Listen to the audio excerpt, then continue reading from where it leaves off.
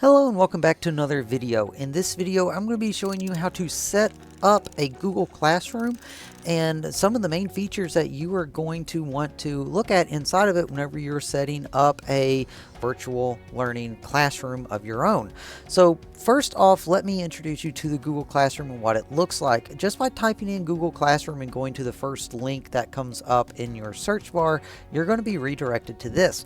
Now, this is an area where I currently have several classes that I have started and that I have joined, and I'm going to be showing you how to start your own class from the beginning.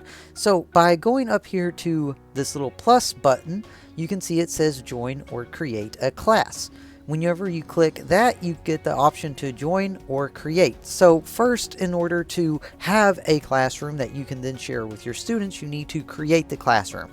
So with the plus, drop down to create class. And right here is where you get to customize your class.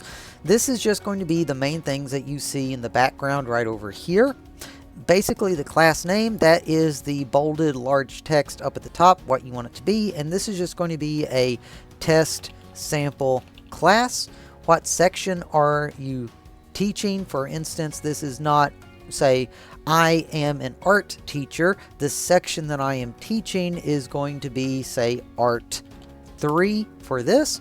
My subject area is art, and my classroom, it's whatever the room number is that you want it to be, and just my room at my school is 202.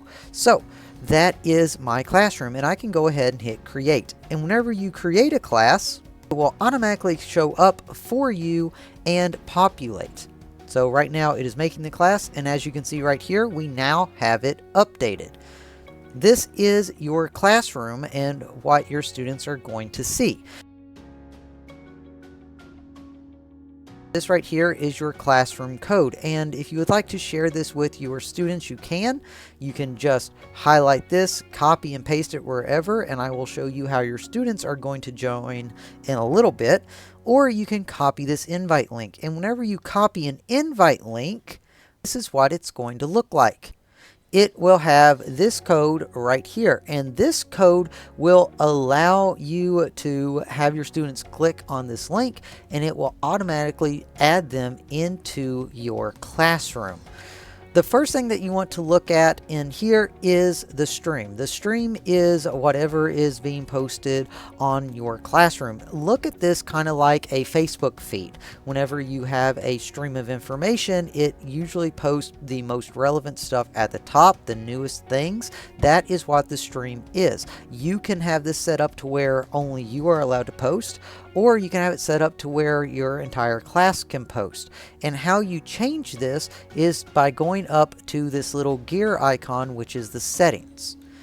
In here, you can see that there's a classroom description now that you can add in there if you want. You can change all this information around. You can also have in here the stream. So students can post and comment. I personally like to have this only available for teachers can post and comment, and that's it. The reason for that is because sometimes you get the inappropriate student that likes to post things that they really shouldn't, or carry on a classroom discussion that they should not be having. So I always like to change this to only teachers can post and comment. Rest of it is just settings that you can go through and look on if you would like. I'm going to go ahead and save my settings because, like I said, I only want myself to be able to post on the stream. And now I'm going to show you how to post assignments. If you go into class work, you can see that there is a giant create button right here. Now, right now, there is nothing on here because we do not have any assignments. Whenever you go to create, you have several options. An assignment, which will bring up a window for you to post an assignment. You can have points assigned for it, due dates, topics. You can even say what students it's for. The test assignment that we have here, this is just a general assignment. So I'm going to say test assignment 1. Instructions, which again it says are optional, but watch this video and leave a comment saying hi. Now, whenever you add instructions, you can post a link to a video. For instance, this is the YouTube channel that I use for my class. I'm going to open this up and I'm going to copy this URL right here. So I can copy it, I can go back to my classroom and I can paste the link right there. You can either do that or you can go to this little link icon.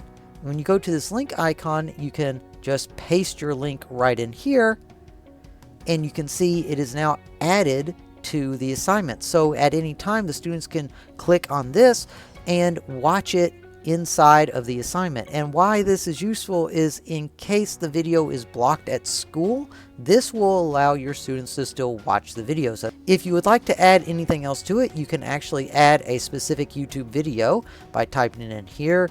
You have other options such as you can upload a file like a PDF, or you can go directly to your Google Drive, and inside your Google Drive you can select any file that you want. You can also have on here a due date. So if you drop this down, you can select whatever due date you have, and this will not stop the students from turning something in. It will just say, hey, this is late. And whenever they turn it in, it will give you a notification saying that something was turned in late. You can also have it set up to schedule. So if you go up here to the assign button and have that little drop down arrow, you can go to schedule and you can schedule it for any certain day and time for it to come up. Scheduled for tomorrow at 8 a.m. At tomorrow at 8 a.m., this is going to be visible for all the students, and this is the assignment.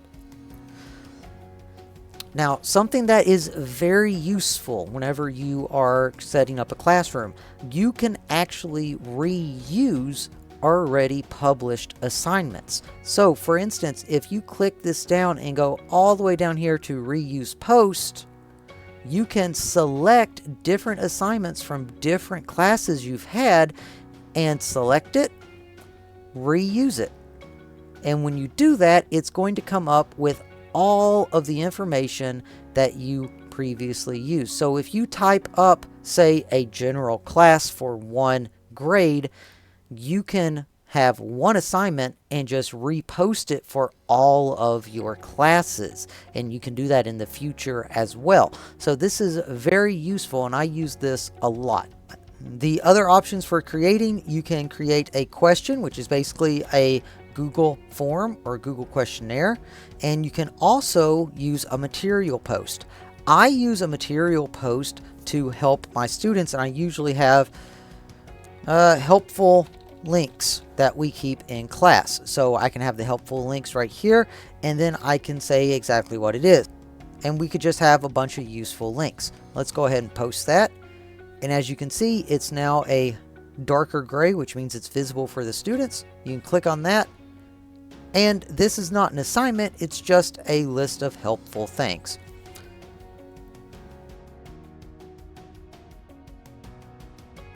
Okay, so we have our classroom set up, we have assignments up there, and some resource links up there. How do we get the students to join? I'm going to go ahead and bring this over right here, and I'm going to join the class. So I'm going to click right here and click join. Now we have two different options for this. First, let me bring this back up over here. We can just copy and paste this link, well, the copy invite link into the browser, or have the students click on it and it will automatically enroll them into the class. So as you can see right here, it has the class brought up and it's asking if I would like to join the class. That is one option, and if I click right there, I will be enrolled into the class. The other option is, if you go up here to the plus button and click join class, you're going to be brought to this window here where the students then plug in the classroom code, which is this right here.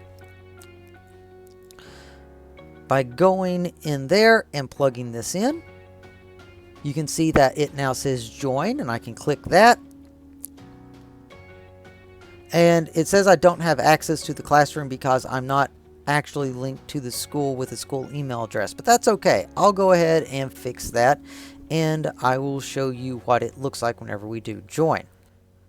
Okay, so this is a classroom that I have been joined into. I am a student in it, and this is what the classroom looks like for a student's view. If I go into class work, you can see all the assignments that we have available. And in these assignments, you can see the due dates on them, and obviously these are outdated for quite a while.